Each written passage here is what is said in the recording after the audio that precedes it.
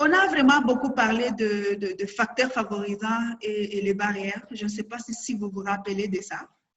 On a dit que les facteurs favorisants, c'est... OK. Facteur favorisant, c'est ce qui rend les choses faciles. OK? Ça te facilite à appliquer une action, comportement ou autre chose. OK? On a parlé des barrières. Est-ce que vous vous rappelez? Les barrières, on a dit que ce sont des choses qui font quoi? Merci. C'est le contraire de facilité, au fait. Ça rend difficile. OK? Le facteur favorisant, ça favorise, ça rend facile, et le barrière, ça rend difficile. OK? Alors, comme vous avez compris les déterminants, et en fait, en faisant une association en groupe prioritaire, OK, je pense que de là, vous pouvez maintenant comprendre également si ces déterminants sont des facteurs favorisants ou des barrières, et s'ils se situent au niveau individuel, ou ils se situent au niveau social, ou s'ils se situent au niveau environnemental. Ça, c'est capital. On a parlé de déterminants, on a parlé de barrières, on a parlé de facteurs favorisants. Mais attends, ça se situe où se trouve le problème? Est-ce que c'est au niveau personnel? Est-ce que c'est au niveau social, notre société? Est-ce que c'est au niveau environnemental? On doit connaître. Sinon, si on ne comprend pas ça bien, ça va un peu... Ça peut aussi biaiser un peu nos activités. Donc, c'est très important vraiment de comprendre ce parti-là. OK? Et ensemble, rapidement, je vais vous envoyer au flip chart qui a été préparé. Regardez bien cette image. Je pense que vous voyez comment l'individu se trouve au niveau du noyau. OK? Il y a ensuite la partie sociale et ensuite la partie environnementale. Mais attends, c'est quoi maintenant la question? C'est quoi la différence entre les trois parties? OK? Et ça, c'est ce qu'on appelle le modèle socio-écologique. Modèle socio-écologique.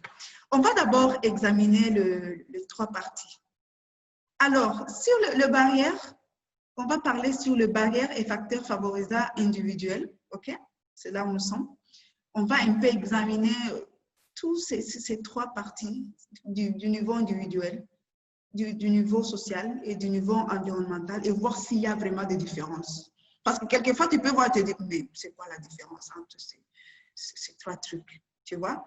Alors, barrières et facteurs favorisants individuels sont ce que la personne pense, ressente et veut comme sa personnalité, ok? Ses habitudes, ses compétences, ses connaissances en tant qu'individu, tu vois.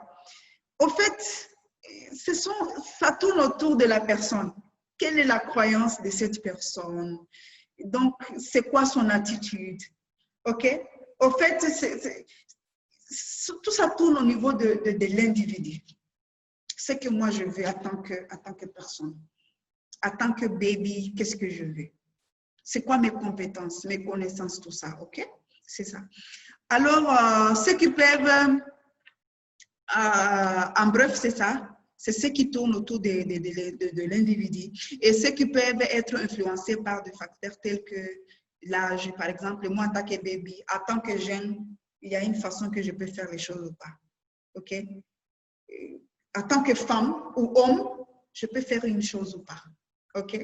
Ma religion, ça peut m'influencer. Il y a les gens qui prient les samedis, il y a les gens qui prient les dimanches, il y a des gens, leurs croyances religieuses, ça peut influencer. OK? Le niveau d'alphabétisation, je suis intellectuelle, je ne suis pas intellectuelle, ça va affecter aussi, ça va influencer, tu vois?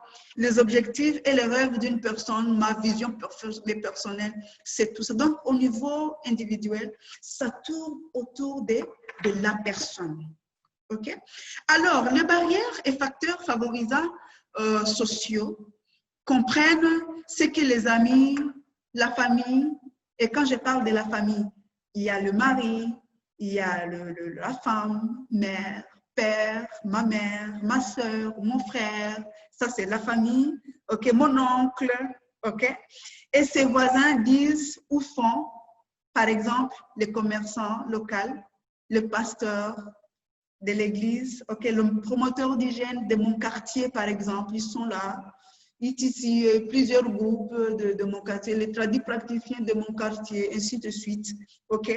Et cette catégorie peut également inclure les coutumes locales et les normes sociales. C'est quoi le nom de cette communauté? OK? Quelles sont leurs coutumes et us? Tout ça, ça peut influencer. Ça, c'est au niveau social. Ah, si je tombe enceinte à mon âge, je ne suis pas mariée, qu'est-ce que la communauté va dire? Tu vois, tu te poses déjà ce genre de questions. Des facteurs sociaux. C'est que vraiment le social apporte. OK? Alors, les barrières et facteurs favorisants environnementaux sont des services. OK? Les ressources, les politiques qui existent là où les personnes vivent, là où je vis. C'est quoi le politique autour de moi? C'est quoi les ressources qui je peux accéder, tout ça. Et par exemple, ça peut être, par exemple, une économie principalement agricole dans un village. Tu vois? La disponibilité des cliniques dans un village. Les politiques nationales ou régionales sur l'eau et l'assainissement, par exemple. OK? Tu vois? De politique, de quoi? Et cette catégorie comprend également des systèmes de marché, par exemple, des chaînes d'approvisionnement, de quoi? Tout ça, des produits disponibles sur les marchés locaux. Tu vois, ça c'est dans l'agriculture. Tout ça, ce sont des facteurs vraiment au niveau de barrières et facteurs favorisants environnementaux. Si ça existe, OK, c'est bon. Si ça n'existe pas, ah là là, c'est une barrière. Comment accéder à ça? Problème d'accès déjà. Quand on parle de l'accès, est-ce que quand on a parlé des facteurs, il y avait un élément d'accès, si vous vous rappelez?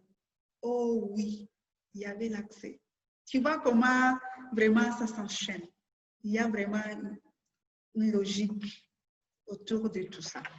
Tout se complète. Et c'est ça le différence. Je ne sais pas si vous avez vraiment compris les facteurs favorisants et les barrières. OK? Les barrières au niveau individuel, au niveau social, au niveau environnemental. OK? Je ne sais pas si ça a été clair. S'il y a des questions, vous pouvez toujours poser des questions pour que je puisse éclaircir un peu encore plus.